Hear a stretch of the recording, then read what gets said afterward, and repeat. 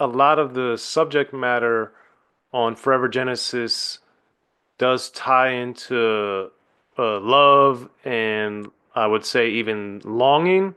So, and wanting someone back or your heart being broken or craving them. So, is that direct personal experience? Is that stuff you've been playing with since you were a kid? Like, because it seems to be an overwhelming, drenched Yeah. thing of the project.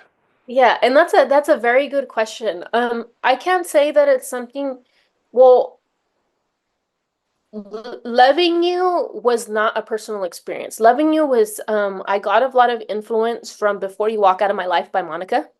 Because I'm a huge Monica and Brandy fan. And I remember um prior to listening to the record, I just had this like deep desire to want to do a record like that. I was like, no one's really put a record out like that. And being a girl, we want to relate to something. They want to relate to something like some heartache or, I believe as artists, we talk about things that people don't have, the balls to talk about.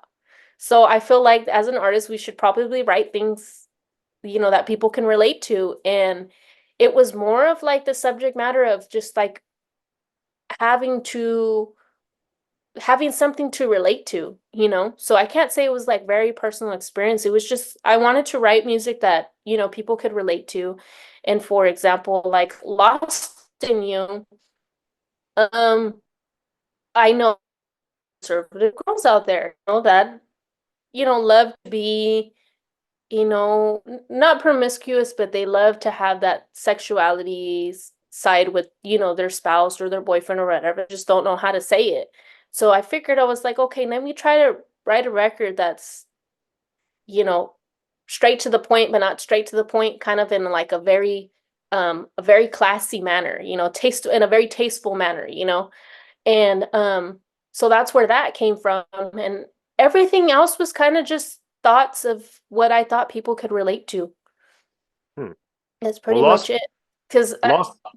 Oh, I'm sorry. Go ahead. no, no, no, you're fine. Sorry. No, I was saying Lost in You is my probably my favorite on there, and I thought that it had a nice the bounce to it and the keyboards, the feel of it I liked, but then also it's kind of the wanting the dude back, but it's also you're talking about feeling so alive, so it was kind of a weird juxtaposition of those two things in addition to I just thought your energy and the music's energy and you produced that one too. So that one, did you feel a different type of energy, a different type of vibe when you were writing and creating it? Yeah, that record was actually done in like 10 minutes as well. That was just one of those things where I was in the mood, in the moment, and it happened. I remember I know this sounds very corny, but I had just gotten back from dinner and I had recently started dating. And I hadn't dated for a long time. And I had gotten back from dinner and I was sitting at my desk and I was like thinking to myself, I was like, I wonder how do you tell somebody that like you want them, but without coming off like very like cringe or maybe, like too direct. And I Right. was just like thinking about it. And that thought just kind of just stayed in my mind. And I was sitting there at my desk and I was like, you know what? I want to do like a funk record. I was just messing with bass lines or whatever. And then I eventually started playing because it's really a remake of Messages from the Stars by Raw Band. And I started dabbling with that bass line and I was like, you know what? That's it. I was like, that's it. We got to use that one. That's it. So I put the track together. I wrote the lyrics. Then I called my friend Dominator. I was like, hey Dom, because at that time I didn't have any of my workstations, so I was just using like Logic stock sounds, like stock sounds on Logic. And I was like, hey Dom, I was like, I'm gonna send you the song, but I need you to change the sounds. He's like, why? I was like, I don't have my workstations. Like, I need you to change the sounds. He's like, oh, okay, I got it. So he basically just changed the sounds to everything that he knew that I liked to use, which were the kicks, the 808s, and the bass, the Moog sounds, and everything. Then he sent it back to me and I was like, that's it. That's it. And then I walked away from the record for like years up until recently and pulled it back out. And then Tony G added some he sounded like this wall sounding bass to it that reminds me of a Pony by Gemini. And he added that to it. And at first it didn't sit well with me, but it all goes back to me not wanting to change the formula. But then I said, no, I listened to what Chris did. So in myself, I said, no, it does sound dope. It's just me. Okay, let's do it. I trust you.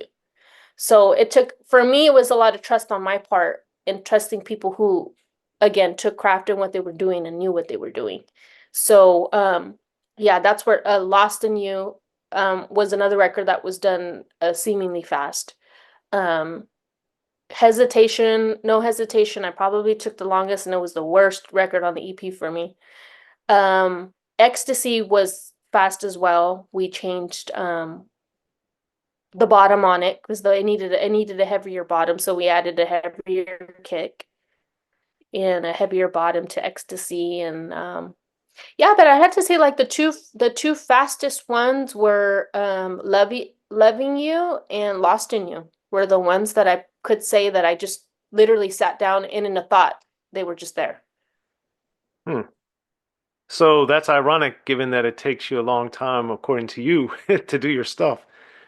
So with those, so with that, do you find that now with Forever Genesis and whatever else you might be working on, do you find that you're able to start creating things faster now, or are you still more in a slow gestational period type of thing? I feel like that I'm able to create things faster, but not because of not productivity wise, just the fact that I don't second guess myself. I have a lot more confidence in what I do now. Hmm. Um, I remember showing this project to other people that were like, "No, it sounds dumb. This is stupid. Like it's different. No, it's too old. It's outdated." And thinking back at it, and somebody had told me, they said, and there's somebody who worked on the project. They said, "Look, Jen, I'm not trying to start no problems, but I think those people were hating on you and they didn't want you to be better than them." And I didn't know how to take that because I don't ever, you won't ever find me sitting at a table with anybody that I think less of. I love to be a student and I love to be around people who do better than me because I love to learn from them. And I didn't know how to take that. But then after a while and seeing, and then finally realizing, and it wasn't until maybe a couple months ago when I started to, where it finally hit me and I was like, dude, you have some of the biggest names in the West Coast, like literally stamping your project because they're working with you. It like how much more confidence do you need? You Right. know? So that's kind of when I felt I got in a very, very boost of confidence move. I have two other EPs that I'm sitting on that are completely done. They just need to be looked at and mastered. So I feel like I'm in a very good mood of productivity and creativity wise. I feel like I'm there. It just gave me a boost of confidence. I think the confidence that I needed to say not be afraid to be different, to not be afraid to, just write music and do me, not what everybody else tells you to do. Because I was working with another producer who wanted me to be on trap records, and I was like, I don't want to be on. It was actually Pretty Tony Butler. We did a lot of work together in these past 2 years, and I was like, I don't want to be on trap records. He's like, come on, just try it. And it just couldn't come out. And I was just like, nah, it's not me. So we left that at that. And I feel like my music is probably maybe a genre in its own, kind of something like Kali Uchis or Ari Lennox, where you kind of just, you can't put them in a category. They're just there, Hmm. and I kind of feel like that's where I'm going to be as an artist because I don't stick to just like one genre of music. It's kind of like a mashup of like the 80s and the 90s and a little bit of my generation.